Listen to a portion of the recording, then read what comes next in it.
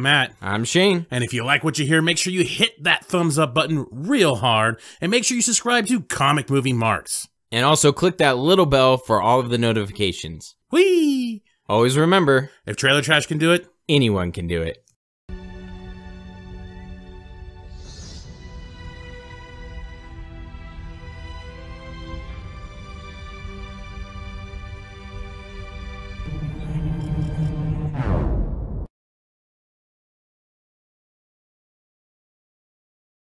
woo! Hello and welcome everyone to another Comic Movie Marks video. We're here to do some myth busting on Zack Snyder's behalf. He doesn't really need our help at all. He doesn't give a shit. But we are here to give it anyways. We want to talk about some of the negative viewpoints that there is out there about Snyder and some of the things we hear. So we're going to have, this is actually going to be a multi-part series. I'm not sure how many parts, but it's going to be a multi-part series. We'll see how long this goes. But this is going to be our first part. Hopefully we could change a couple people's minds and reassure some others with this. But we're hoping to myth bust the fact that people say Zack Snyder is style over substance. Yes, exactly. We are here to give our examples of how we view his movies and why he is more than just and I apologize to any Michael Bay fans, but he's not a Michael Bay. He goes deeper into his movies and actually has some good storytelling that are behind them, and they're a little bit more intelligent than people give them credit for. So I'll put another disclaimer in front of this video like I did the last one. Shane and I are Zack Snyder fans. We appreciate his movies, but I think we can also be fair about the situation as well and analyze things. Like I've said in the past, no matter how much I love his movies, there are still dumb things in the movies he does. They're not perfect. They're not seamless. Sometimes they have mistakes in them, but they are enjoyable, and they're a lot better than people give them credit. So once again, Shane and I are Zack Snyder fans, so if you're going to put in the comments, get off his dick, get off his nuts, stop swallowing, whatever you want to say, that doesn't matter to us. So just hit that thumbs down now and just exit stage left, because we're going to get into some myth busting here about style over substance when it comes to Senor Snyder. So first off, we're just kind of break down what style over substance really means. It was actually kind of difficult to find somebody that would put in print anyway. Maybe there's tons of YouTube videos out there or something like that, maybe making a great argument against this, but I didn't look for YouTube videos. I looked for print. I looked for printable articles. And it's kind of hard to find someone actually that lays down what substance is. People got the definition of style down very well, and they can point out his stylistic features, but when it comes to substance, it seems to vary. It seems to go person to person. But I'll give the exact definition, the dictionary definition of style: a distinctive appearance typically determined by the principles according to which something is designed. So that's one version of style. Substance: the quality of being important, valid, or significant. So the argument against Senor Snyder is that he has no substance. He is all style. So what they're saying that there is no quality of the quality of being important, valid, or significant. So what they're saying is there's no important, valid, or significant features in any of his movies, or there is lack of anyway. That the style trumps this version of substance. Right. Yep. A lot of the arguments that I've seen have been he's just more visually appealing. He would rather focus on the visuals than actually character development, story that can really hook you in. He's more into, oh, this will look really cool. How about I shoot this scene, this way, or hey, let's give it a gritty color palette, just different things like that are more of a style. And just to elaborate a little bit of what Matt was saying as well in terms of research of like what is the internet, the interweb, if you will, what are they saying, different articles about style over substance. And it's very broad, and it just depends on a lot of the authors of each of the articles that I found. A lot of different examples that they give. Some do. One of them from IndieWire came out in 2013. Listed a couple different Snyder films, of course. Watchmen, Sucker Punch. Also listed Transformers. Just different ones, basically saying that the title of it is Style or Substance: 20 Visually Stunning Movies That Go for Broke. But it was hard to find a consistent, like when you do a Google search of the most underrated comic book movies, you'll kind of get some of the same movies that will pop up, or if you're just looking for type of lists, a lot of times it's the best origin movies or whatever. You're gonna get similar ones that pop up, as you will if you listen to our video on those topics as well. But with this, it's so broad. It just depends on the author, as I said. For me, I feel like movies that are more style over substance, or that lack substance, are ones that are going to be kind of like your corny action movies that have a very basic plot. If you think about like a lot of some Will Smith movies would be a good example off the top of my head. Wild Wild West, Men in Black, that are just like fun, kind of like, it's not necessarily style, but they do lack substance. They lack a very deep storyline. And and then you get into like some of the Michael Bay, where his have style, where it's a lot of explosions, and the plot is got to get to this one thing or whatever. It's just very basic, and how they get there involves a lot of explosions and different things like that. Very, very visual movies. That's how I look at it. But when you're looking at some of the articles, as I said, they kind of range. So it's interesting. It all just depends on opinion of the viewer, I guess. Especially when it comes to blockbusters. I think two of the bigger examples of blockbuster movies that actually make a lot of money, that I feel are truly style over substance, is Transformers, the Transformers series in itself, and like Fast and the Furious. Exactly. That is about how ridiculous can we do shit with cars. That's what Fast and Furious is about. And It has this stylistic approach and everything else. And there's nothing really much about it other than family, in Brazil and whatever else Vin Diesel tries to say. Right. Yeah. That's a great example. Fast and the Furious, for sure. Absolutely movies like that. Yeah. Or even Jurassic World. And those are all in the top 10 of the highest grossing movies in the world. Right. Yeah. And again, they're more just very basic storylines. So and it sounds like Matt is kind of on the same page as I am, where those are kind of more style over substance. They're just over the top movies that are made for one thing. The Jurassic Park, whatever it is not really a trilogy now, but that's a pretty standard, over the top, like, let's have some deaths, some cool shit that the dinosaurs do. But the plot itself is pretty basic, and you're not going to get a whole lot of character development, and you can make the argument for a lot of those different sci-fi movies. But again, it all does, like Shane says, come down to the person. What do you see, and what do you really get out of this movie? Whether or not you get enough substance out of the movie, or you just looking at all the pretty colors and lights. Right, exactly. And the point that we're getting to ultimately is why is Zack Snyder plagued with this? He is just a style over substance director. Obviously, he is a very, very visual director when you look at all of his movies. He utilizes slow motion, and that's probably a fair criticism about Batman v Superman. He utilizes slow motion a lot.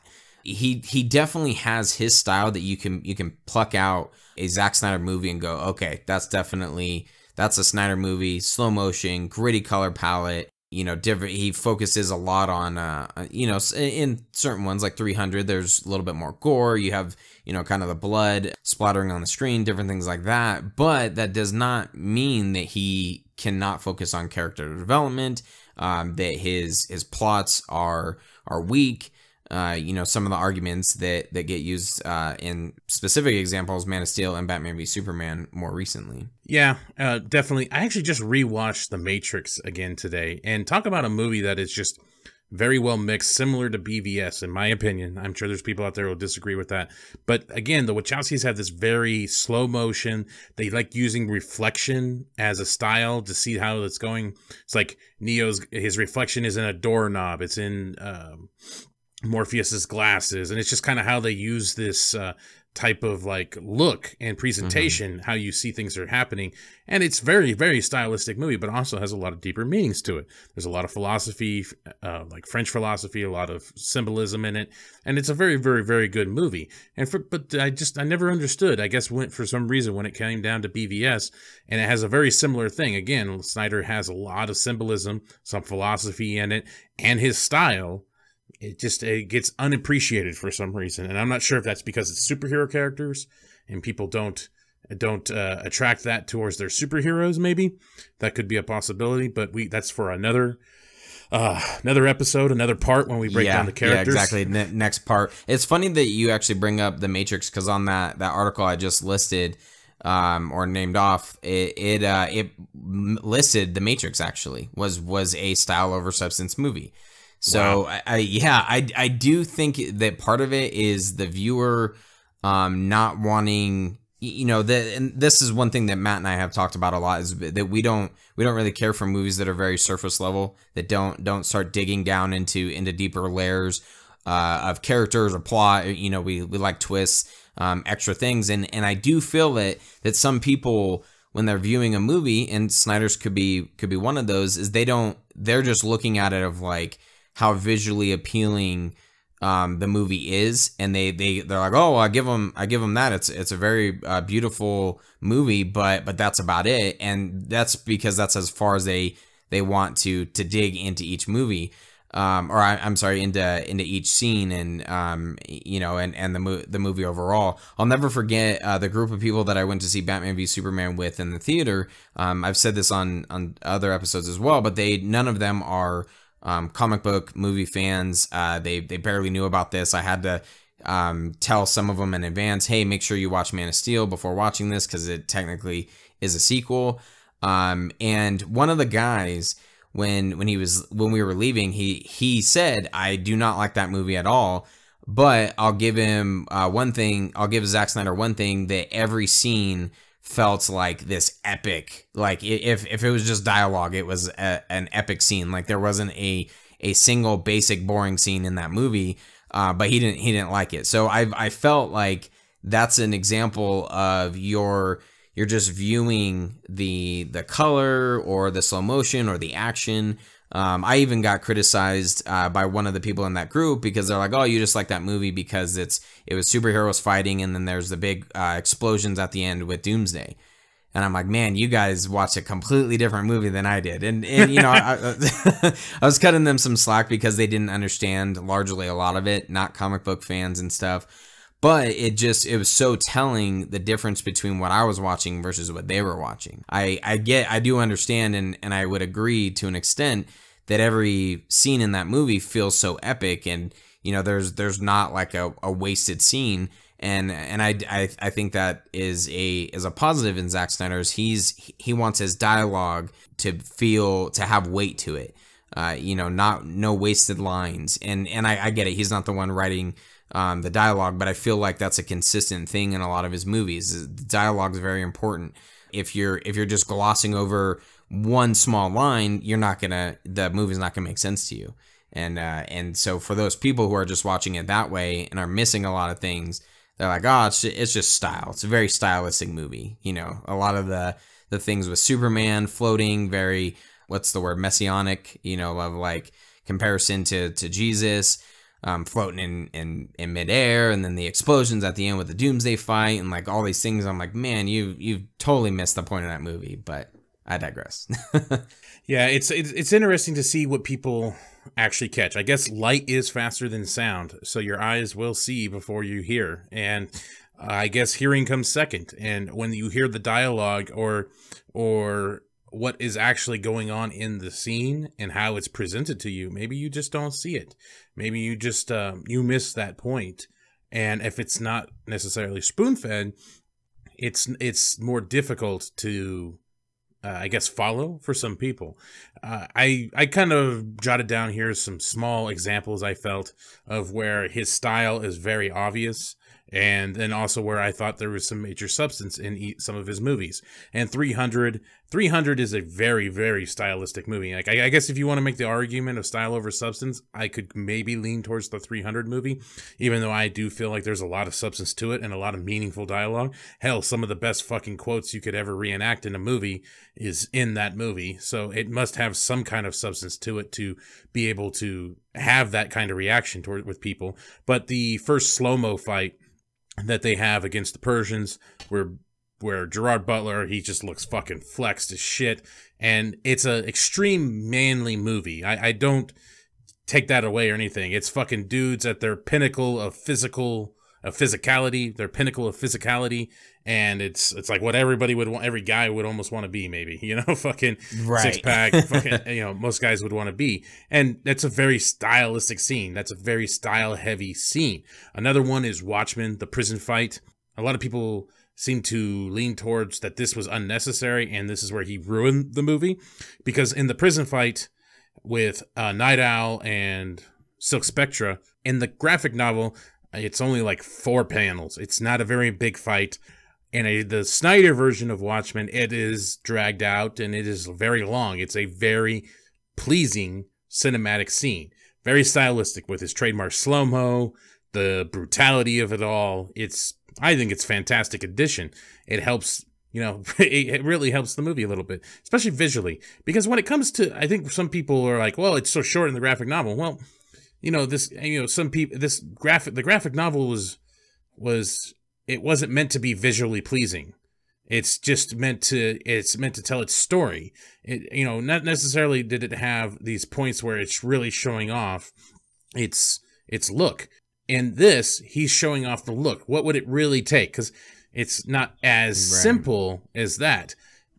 But in this case, it takes a lot more people, and they're beating the shit out of them. I think it's great. I think it's a fantastic scene. Why people complain about it, I have no fucking clue. Seems like to me you have no fucking life if you're complaining about that. Right. Yeah. In BVS, you have the warehouse scene. Again, all his camera shots, how he films, zooming in, getting on the dynamics of everything. Some slow-mo, some there. It's fantastic. There's still people that bitch about the warehouse scene. I don't know how you can, but a warehouse scene in BVS is a very stylistic scene. So let's talk about some of the substance that Snyder provides in some of his movies. And again, I guess this comes from the person's perspective and from my perspective alone.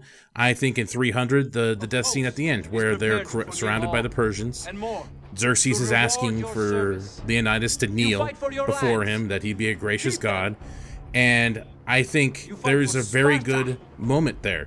It's a moment of pride. I mean, I don't know. I would assume most men get this feeling that you would want to be them in some sense. You wish you could be that fucking brave to be able to do something like that for the people you love, or your country, or whatever you can do. I think some men get that idea when they see this, and I think people in general. It doesn't even just have to be men. I think it's a very substance scene. It tells a lot about these characters. You get an idea that they won't back down no matter what, and even what he says, and he will make a god king bleed, and he does. It's fantastic. They ruined it with the second 300 movie, but anyway, I'm not going to get into that. But for another day. But it's a fantastic moment. It's something that, I don't know, I really get goosebumps for, and it's not because of the style. It's because of what's just happening. It's what's being said. It's how it's done, and it's very substance. It tells you a lot about every single person in that moment. It's fantastic. Watchmen, the Rorschach death. Now, again, I wanted to point out 2 points where things are not the same as the graphic novel. In the Rorschach death, Night Owl is not present when it happens. He's off fucking Silk Spectre in the graphic novel. But in this one, you get a good feeling between Rorschach and Night Owl that they were partners. Rorschach in the Snyder movie, actually sees the death of Rorschach and has a moment. He has a moment that I think a lot of people have. And I don't really care for no moments in movies, but I thought this one was very impactful. And again, it has some major substance. What Rorschach says beforehand, and Snyder's like to repeat before, never compromise even in the face of Armageddon. Wait. Never compromise. Not even in the face of Armageddon. It's always been the difference between us, Daniel.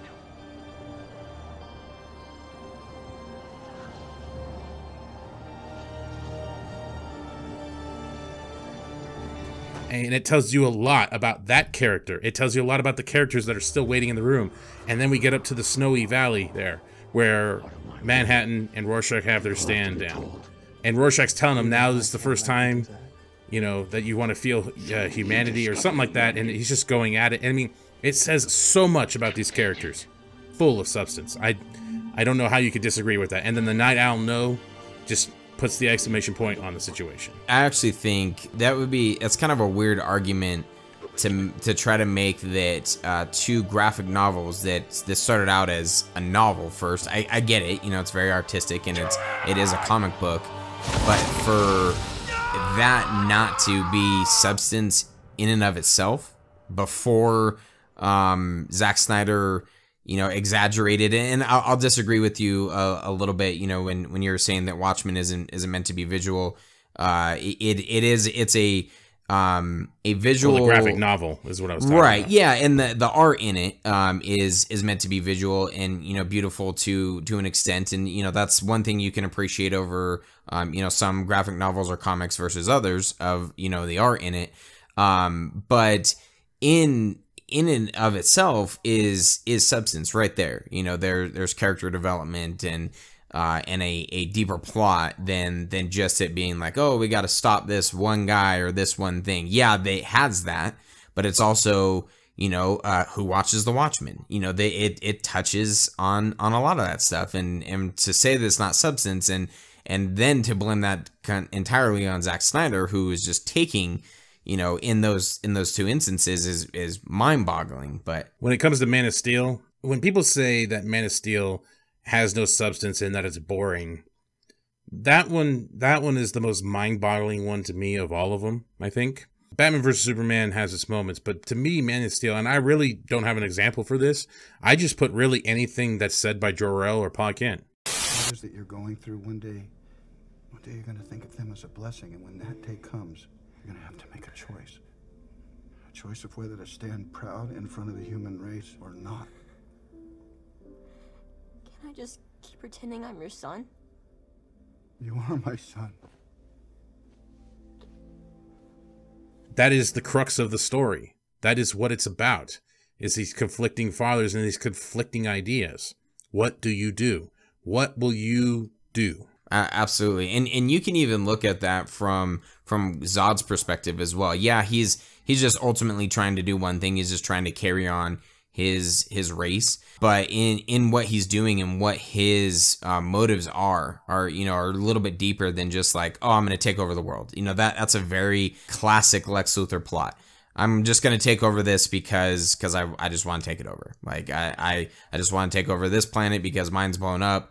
But no, there's a little bit more depth to that character because he wants to take it over for a different reason, and he doesn't want to take it over in that like, oh, you know, I just want to be all powerful. He's like, no, my sole purpose is to carry on the Krypton race, and unfortunately, I'm gonna have to wipe out the people of Earth. Like that's basically what it is. And then yeah, the as building Matt blocks said, have to be built off of something. right? Exactly. And as Matt said, you know, on the opposite side is where does Superman fit in, and what is he ultimately going to do?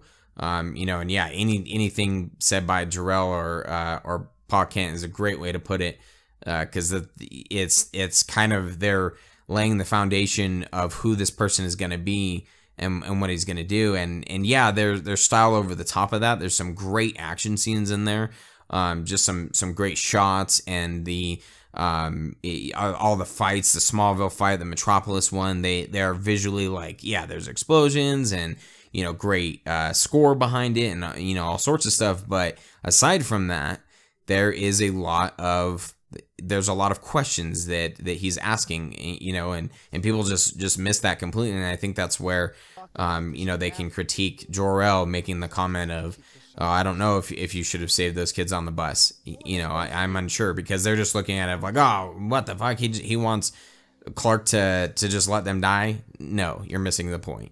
Yeah, people believe in absolutes when it comes to Superman. It tends to be.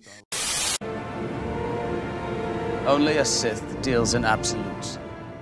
There is no question you save people at the end of the day, and I get that what they're saying, but this is not Superman yet, and a lot of people miss that point. And there is a lot of consequences for your actions, even if they are positive in this day and age. And people just don't like to accept the fact that this is based in a realistic time frame, a realistic time like ours now. Even you could get sued for bringing someone back to life if they have a do not resuscitate. They could sue you. Yeah. You know, you could help someone live again. Consequences. Yeah. Yep. Absolutely. For all actions, good or bad. And now being, when this movie first came out, I wasn't a father, but now being a father, I can look at it in the selfish light that Jonathan Kent is saying that. And he's not saying, yeah, maybe you should have just done that. He's unsure. Look at like his body language and how he's like, you know, gripping the truck. He just doesn't know because he wants to protect his son. And, you know, you know, that's his pride and joy. And that's what he wants to protect. And he's saying like, well, if you do this, then there's going to be consequences, as Matt said. And I don't know if I would want you to do that. You know, it's similar to someone, you know, in the military or who's you know, in an officer or a firefighter or whatever, when selfishly you're like, well, I don't really want you to do that because you could end up dying and I want to be selfish about it. But I ultimately know why you're doing that, you know, and that's all that he's saying. And I just don't understand why people are viewing that. Even before I was a father, you know, I completely got what he was trying to say and what he was trying to convey. And then people are just like, oh no, he should have used a different word, you know, than maybe he should have said, I don't know. You know, it's crazy. Batman versus Superman, the Superman question, I think is one of our, I think unanimous, between Shane and I think we both pretty much agree that's one of our favorite parts of the movie is the Superman question, where the pundits in the circle there of people are talking about whether or not we do need a Superman. When people say Superman's boring and it has no substance and it doesn't mean anything and all this bullshit, I always go back to that. Like, are you not listening to what they're talking about? But every act has a political act. That's what it was. And on this world or any world, that's what he's talking about. You know, and then they're talking about the messianic look of a messianic figure that he is. Whether or not the human race doesn't have a good track record of following omnipotent beings and shit like that, because we'll start wars over shit like this and crap like that. I mean, it's so realistic, and whether people like to admit it or not, it's what would kind of happen. It would be a big fucking deal. Yeah. And I've seen some people. The only argument I've really seen that I guess could kind of make sense is people don't want the real world in their movies. They don't want to be reminded of the real world. So I guess if you're one of those people, then yeah, this movie's not going to appeal to you. This is not going to be. But I also feel like that's also putting your head in the sand as well. So if you're going to be like that, that's kind of lame. I don't know. I don't know how long you can go through the world and be that type of person. But I mean, there are those people out there. So definitely, that's definitely one. Another thing I kind of just wanted to bring up real quick, talking about the substance of something, is like the Superman death as well. A lot of people say it wasn't earned, which again, I don't know what is the fuck does that mean? What is earned? Because it was the second movie. Again, you're comparing it to Marvel. I guess you have to build up 18 fucking movies before you actually kill someone legitimately. Right. And we may or may not even see that. But it wasn't earned. It didn't make any sense. One of the things, I read this one article, I cannot find it for some reason, but this guy pretty much lambasted the Superman death, that it meant nothing. It had no substance to it whatsoever, and that it was a complete waste. When he said, he basically, like, I'm paraphrasing again, that here's the questions, you know, give it to the Amazonian that is just as strong as you and is not affected by it. Like, number A is multiple choice thing here. A. B, give it to the Batman, the ninja, blah blah blah blah blah. Or C, use the weapon that weakens you and will weaken that and pretty much kill yourself in the process. If you picked A or B, that means you're smarter than Zack Snyder. Is how the article kind of went down. And I found that to be very telling about this individual's personality. And I actually had this discussion with my girlfriend, because I at first took it that it's a lack of masculinity of someone that would necessarily endanger, as a lot of people put, like, it's Wonder Woman. Wonder Woman should do it. Well, I'm sorry. I think most men, anyway, would not put a woman in danger to preserve themselves. Yeah, I think that's a good start. And yeah, and well, as I was talking to her, she kind of got the idea of like, it's not even a masculinity thing. It's just a people thing. People are not, most good people anyway, you would think, would not sacrifice somebody else's well-being on their behalf. Oh, great fucking point. This is Zod, all right? This is his problem. Why is he gonna, even if Diana fucking slices Doomsday down right there in front of him, how does Superman look? That's not Superman. You want to talk about what's Superman? That's not Superman. Superman just doesn't hand off his problems to somebody else. He's gonna fucking take care of it himself, even if, in this instance, it kills him. And I had this great conversation with her, and it really opened my eyes to it, because at first I just leaned it towards masculinity. People just, men in general are not really men anymore. But no, she's right. It's a people thing. It's you're not going to be the person to sit there and hand off your issues to somebody else. That's kind of what you shouldn't be doing. You shouldn't be doing that. And to sacrifice other individuals on your behalf. That's what they're basically saying. Whether or not they would have lived or died or anything in this alternate scenario, who knows? But in this case, Superman manned up, or he basically personed up. He Supermaned up and fucking took care of his situation himself. And in doing, sacrificed himself. So that's a huge thing. That's substance in itself right there. That is the substance of a human being, a person, what we are in this world. And the fact that he says, this is my world. But, before he does it, he's recognizing, like, I'm making the sacrifice for my people because I belong to this world. That's essentially what he's saying, and then he says, Lois says, you're my world to Lois. And then, and that's, he's, like you said, he's not going to just pass it off. I mean, forget the fact that Batman's human and wasn't really in the Doomsday fight. And Diana, Wonder Woman, is already distracted and has the lasso around Doomsday. What is he going to do? Fly over there and say, hey, this spear's going to kill me. Let me hold the lasso and you go and do it. I know there's a chance he's just going to swat you like a bug or possibly stab you. But yeah, go ahead. That's not going to happen. But that, as you said, that's substance in and of itself that he's now recognizing. That's the growth of the character. No, this is my world. And the whole movie is, and we're not talking about character development in this episode, but the whole movie is him kind of struggling of where does he belong, and then coming to the realization, I belong here. This is my world, and I'm going to do anything I can to protect it, even if it means sacrificing myself.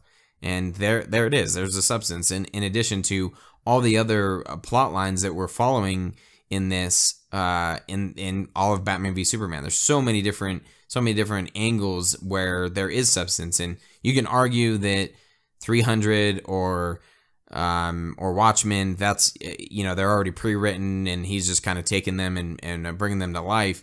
And then he failed with whatever, Sucker Punch, Man of Steel, Batman v Superman. But no, if you get into, I was just reading an article that was arguing for Sucker Punch, which is one of the most people hate that movie. Yeah, they have called Zack Snyder like a sexist and all these different things because that movie exists. And I found an article that was like arguing for it and why that it's not just style. So it was kind of interesting, but it's crazy that people, I guess, watch movies differently than we do. It is interesting. So I kind of just have a small little paragraph here, or a couple paragraphs I'm just going to read as a kind of a closer on this one. But I put, Snyder's substance is in his style. Man of Steel provides substance. The substance being Clark is dealing with isolation, growing up in a world where he is alienated and bullied. It deals with themes related to purpose, hope, and finding who you are. Batman vs. Superman demands you to ask the question, what if someone as powerful as Superman lived in our world? This is what makes the question, do we need a Superman, so impactful? Bruce and Lex share the same superiority complex. One looks at him as a false god and the other a threat to humanity. Snyder truly pulled off working on a big budget superhero franchise film while simultaneously deconstructing the tropes of big budget superhero franchise films. And that's just kind of my ending little statement there that I want to make about it. I think there is a case to say that there is a lot more substance into his movie. It may not be so dialogue heavy as some people want. And again, like Shane said, it may come down to the perspective of the viewer. But hopefully, if you were on the fence about this, or you did think that another way, maybe this helps you out in the end. Maybe this makes you realize there is a little bit more to what you're seeing on film.